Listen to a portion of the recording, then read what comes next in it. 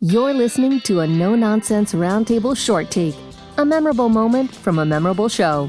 Well, welcome everybody to an edition of what I'm going to call Monday with Morrie, because today my guest is Morrie Silver. Morrie Silver, part of the Silver family, the founders of the Red Wings? Not founders of the Red Wings. That was a long time ago. It's been around for a long time. Like over 100 years, right? Over 100 years. Yeah, wow. How about that? But they have a long and wonderful story about the club and the history of the club and how it almost went out of business years ago. If it wasn't for your grandfather, Morrie Silver, who obviously you're named after, was an entrepreneur who had a brilliant idea to keep baseball in Rochester. And we're all better off for having baseball in Rochester. Not that many places have a AAA team. I mean, right. How many AAA teams are there? Well, there's one for every major league team, so there's 29 other teams. Okay. So yeah, we're very fortunate, and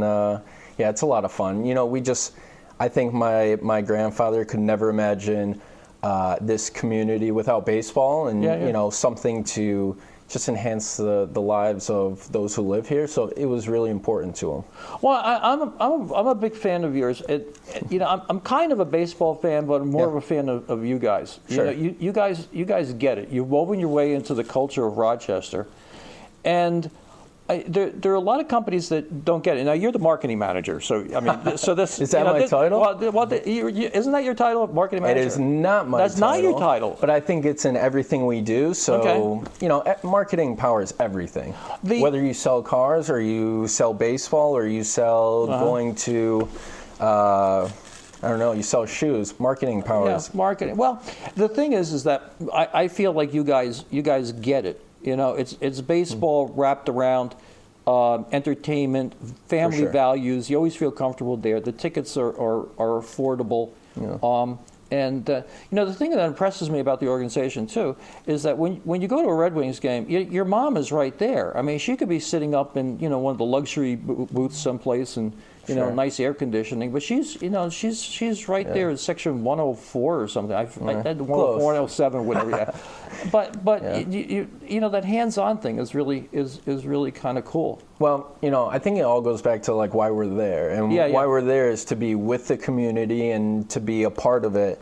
And you know, there's just an energy level that is being down in the crowd and amongst the people, and you know, everyone is there having a good time, and it's much better to be down there because you hear much more of what's going on, and you know, people like being able to see that there's a face to this organization or company that you're spending your dollars at. You know, it's nice to feel like these people are listening to what consumers want. Well, you get what your product is. I talk about that all the time. A lot of the companies don't understand what their product is, and I sound like a broken record, but Kodak thought their product was pictures on pieces of paper. It's not pictures on pieces of paper. It's imaging. Your product is this pleasurable experience that you give to people, and it happens to be at a ballpark. For sure. For sure. And it's just inviting. Now tell people, because we like to keep these YouTubes kind of short. Yeah. Tell people about the history there, because the club almost went out of business when who were they associated with at the time? We were affiliated with the Cardinals. Okay. And back then it was the big league teams. It was much more common for the big league teams to own their minor league teams. Okay. And so the Cardinals owned the Red Wings, and I think it's better said that they were going to sell the team because they wanted to move it to a different market, and they were going to move the team out of Rochester, I should say. And so my grandfather couldn't imagine this community without baseball and the people living there without having something like what a baseball team represents to the community. So he launched a stock drive in 1957, and it was called the 72-Day Miracle, where 8,221 other shareholders bought stock in the Red Wings. And this could be it was a lot of people in the neighborhood or in Rochester wanting to buy a share or two. And then he bought what was remaining to make him the 8,222 the shareholder to wrap it all up. So, that's how we became the majority shareholder, and we have his number retired at the ballpark. Yeah, not like anyone would wear that number, but as a well, I don't know why I've been so oblivious about it, but I never, the 8221, I always saw that back out, where the retired numbers were, and I had no idea what that meant. Yeah. Well, at least I learned something today. And it's nice because it sparks conversation with players. And, players see a lot of retired numbers. It doesn't really draw, you almost become numb to it. But 8,222 is almost, it gives you pause, and it makes you ask the question. And, it's a very nice story to be able to tell. Yeah. So opening day is like 8 weeks away. Yeah. And it's April 1st. Yep. So what kind of crazy stuff do you have planned for April 1st? You got to have something. Come on, yeah, I mean, you gotta have something. We have a lot of the things that people love. We'll have Bruce the Bat Dog, which I'm sure you're a big fan of. Bruce the Bat Dog will be there, and we'll do a lot of the things that people have grown to love and have grown accustomed to expect when going to a ball game, because it is not, like you said, it's not just about the score or how many hits or who's playing. It's really about the entertainment, and baseball is like our vehicle that we can provide that entertainment through. So, we'll have a lot of fun opening day festivities, and opening day, which should be a national holiday, is something that just says that the summer's here, or soon to be. Soon to be. So it really stands as just something bigger than just the first game of the year. So no, and the thing is that baseball for my family. Yeah. We have two girls, and there's only so much stuff you can do, you know. But you go to a ball game, and it's quiet. It's not like going to a football game, right? And you can have a discussion with your child about, how does school go, or you're having a problem with this or whatever. And my daughter, one of my daughters in particular would sit there and score the game, and just get really into it. Yeah. And it doesn't make any difference where you sit.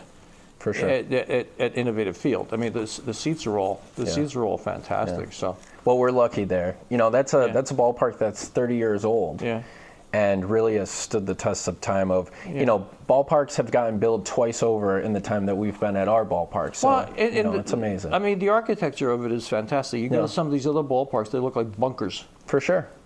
For sure. I mean, just absolute bunkers, and that's not the way you guys look. You guys look great. So. We pulled a lot of inspiration from Camden Yards. Oh, yeah. You can't go wrong when you do that, So. Well, talking about Camden Yards, I mean, look at the guys that have gone through your organization, too. Cal Ripken Jr. and, I mean, geez. Don Baylor, Bobby Grich, some really unbelievable names in the baseball world. Yeah.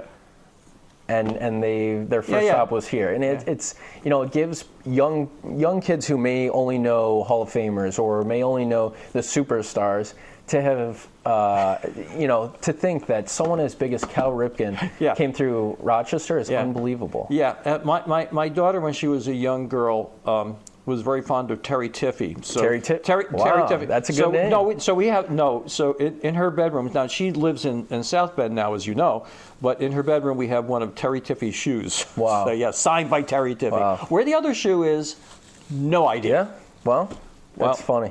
Terry Tiffey provided a lot of unbelievable walk-off moments. In a year we went to the championship. So he holds a special heart and a special place in a lot of hearts for fans during that time. Yeah. Well, I think we're about out of time, Morrie and I are going to be talking about business marketing, and he's going to teach me stuff that young people know, and I'm going to teach him stuff that old people know. One of the things, seriously, every once in a while I get a chance to give a talk at RIT, so at business class, and I said, there's something that young people and old people both have to be careful of, and that's the old guy looking at the young guy going, he doesn't know what he's doing, he hasn't been through the wars, and the young guy looking at the old guy and saying, that guy's just an old fart, he doesn't know what. But when we have a collaboration of people that have different skills, that's when you get a team, right? So we're making a team of two. So thank you for listening, looking, and whatever, and maybe we'll do more of this later. Yeah, we should. All right. Hey, guys, see ya. Thanks for listening. Tune in every weekend from 10 to 11 on News Radio Wham 1180. Don't forget to like and subscribe, and we'll make more.